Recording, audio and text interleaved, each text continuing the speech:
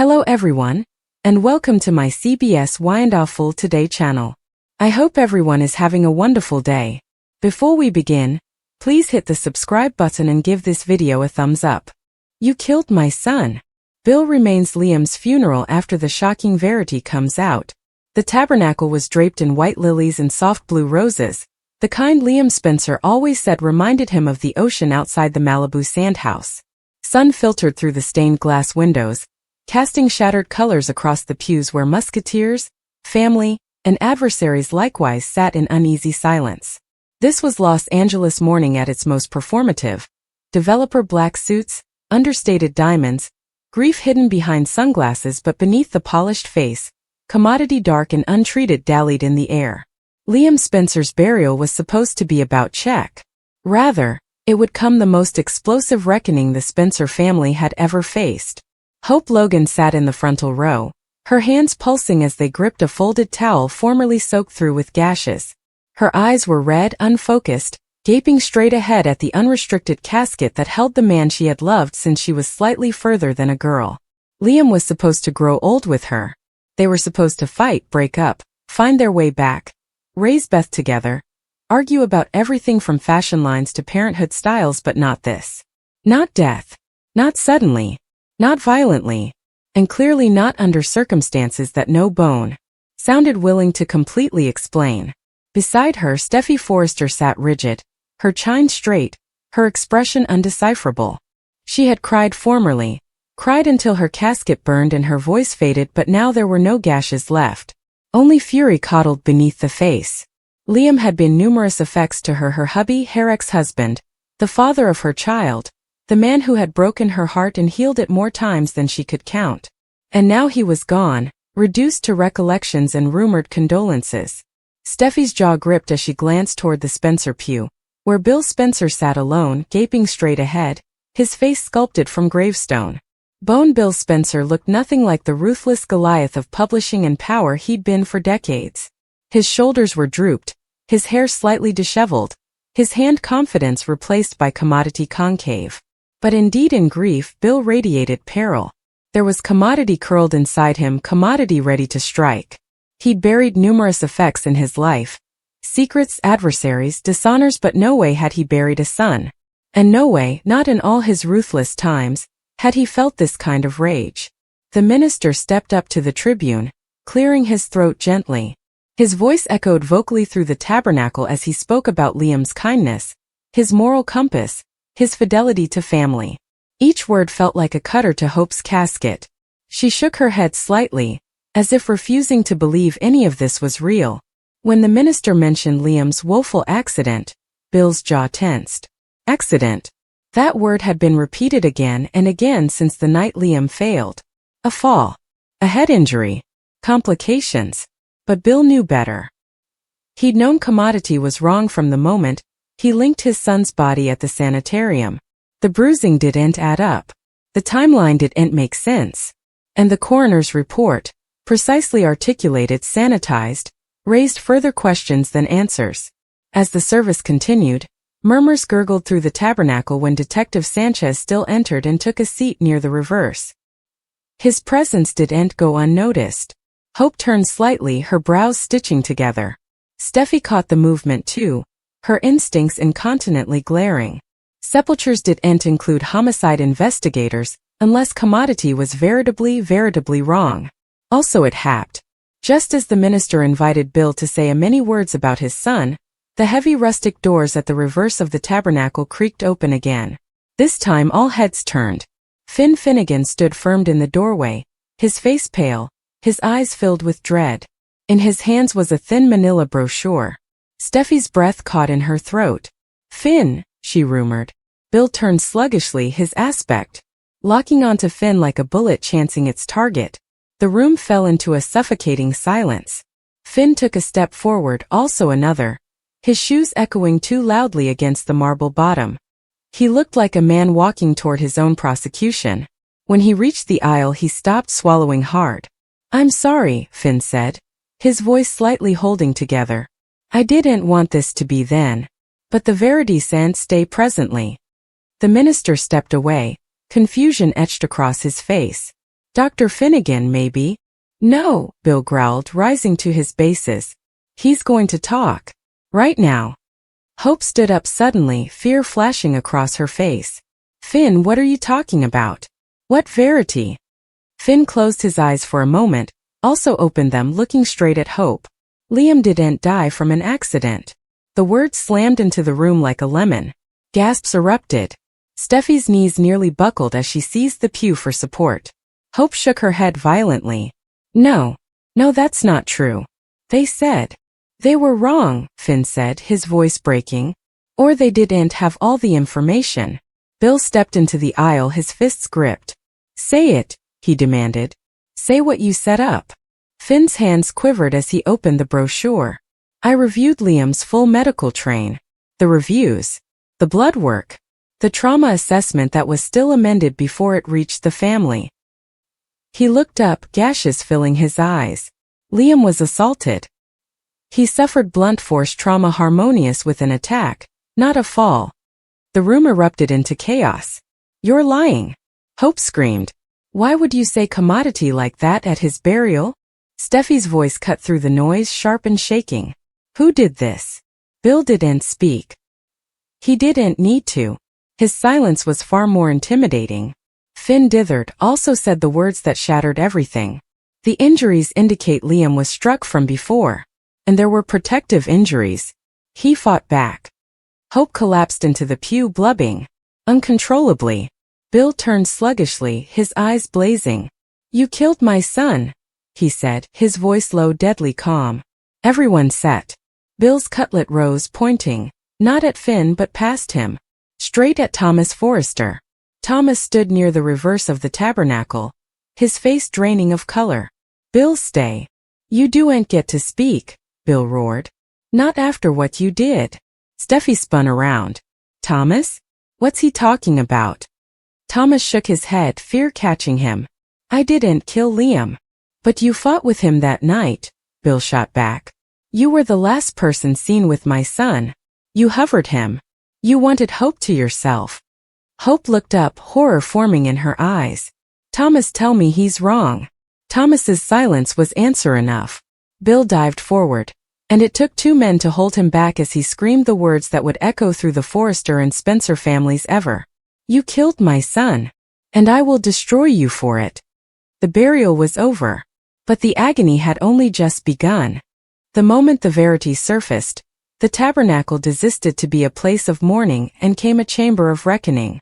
What had begun as a precisely curated farewell dissolved into chaos that no quantum of wealth, influence, or character could contain. The disclosure that Liam Spencer hadn't failed by accident, but had rather been violently attacked, reshaped every face in the room. Grief twisted into horror, unbelief hardened into dubitation, and love gave way to rage.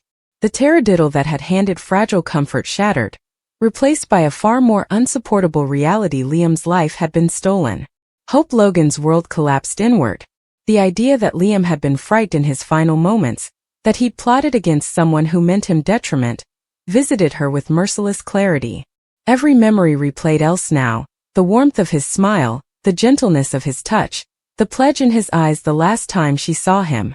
Those recollections were no longer safe havens, they came allegations. She could no longer suffer peacefully. Her anguish demanded answers. Steffi Forrester, on the other hand, felt commodity colder than despair. For her, the verity burned a slow-burning fury that spread through her modes like bane. Liam's death was no longer a tragedy of fate. It was a crime, and crimes demanded responsibility. She felt the weight of fatherhood press down on her as well. Kelly would grow up without her father because someone had decided Liam was expendable. That knowledge hardened Steffi's resoluteness in a way no one's heartbreak ever had. Bill Spencer absorbed the disclosure else.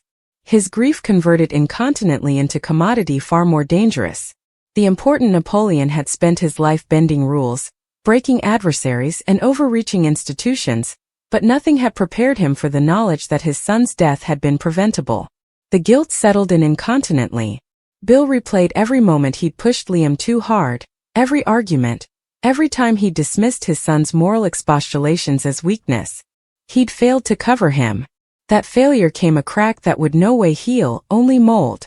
As the burial dissolved into complaint, law enforcement still began displacing the narrative. What had been closed as an accident was restarted as a homicide. The coroner's office faced scrutiny. Medical records were redefined.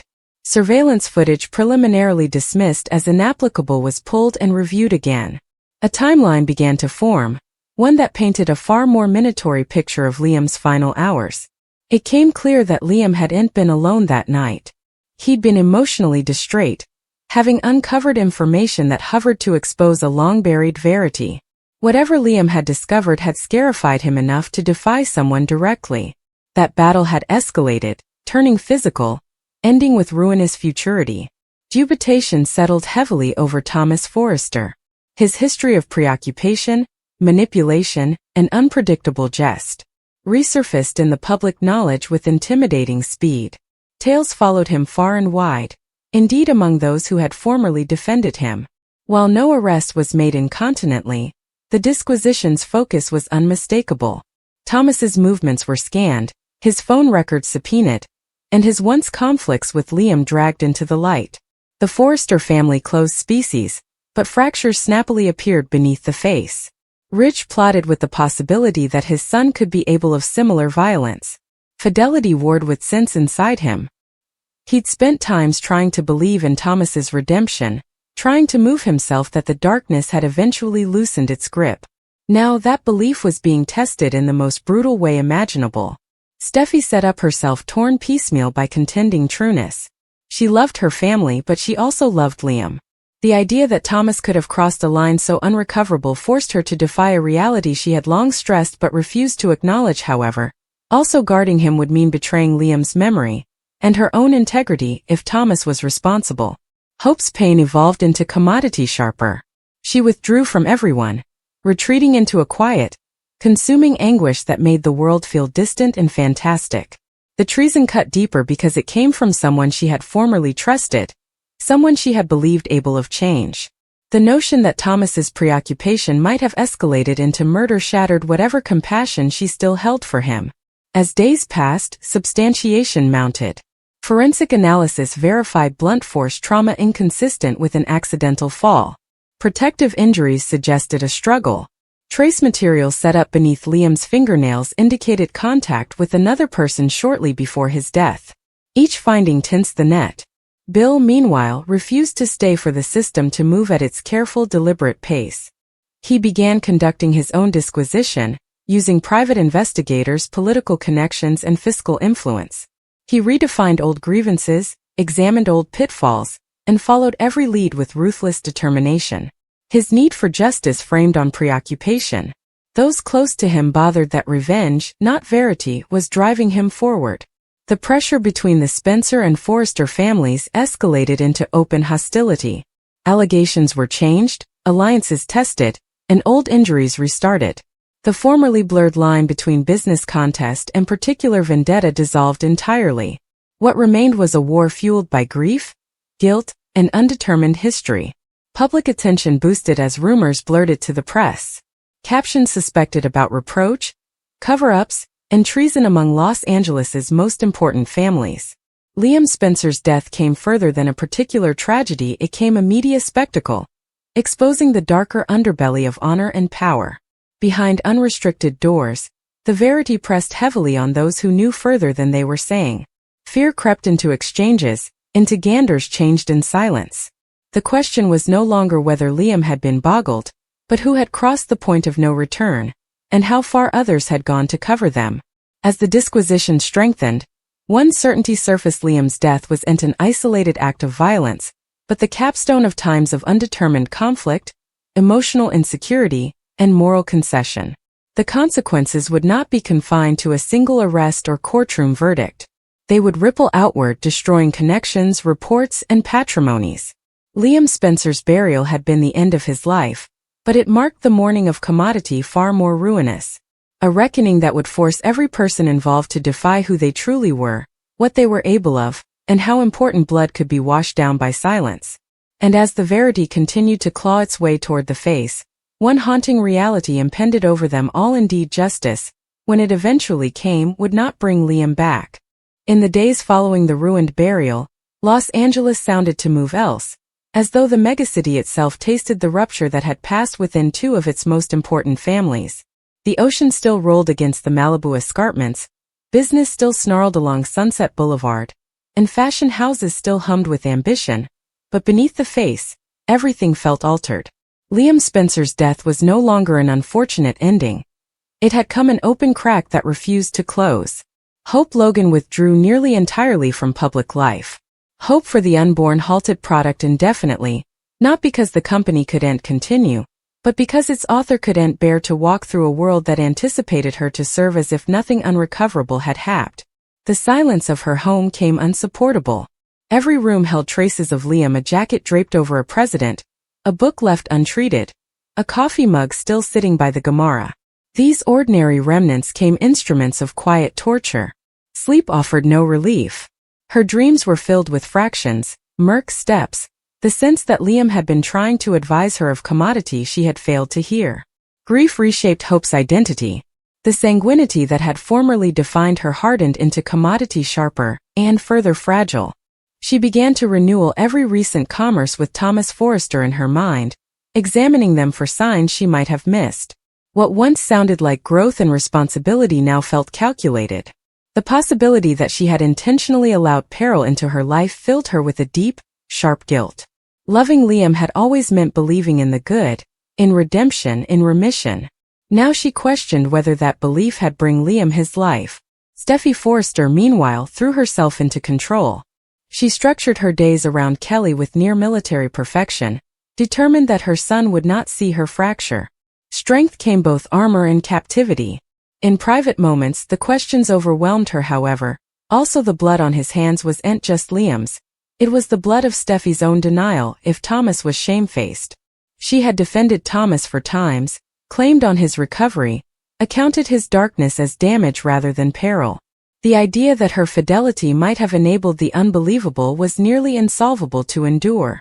Rich Forrester was in a state of suspended unbelief. As a father, he cleaved desperately to the belief that Thomas couldn't be able of murder. As a man who had lived long enough to understand how preoccupation could rot the soul, he stressed the contrary.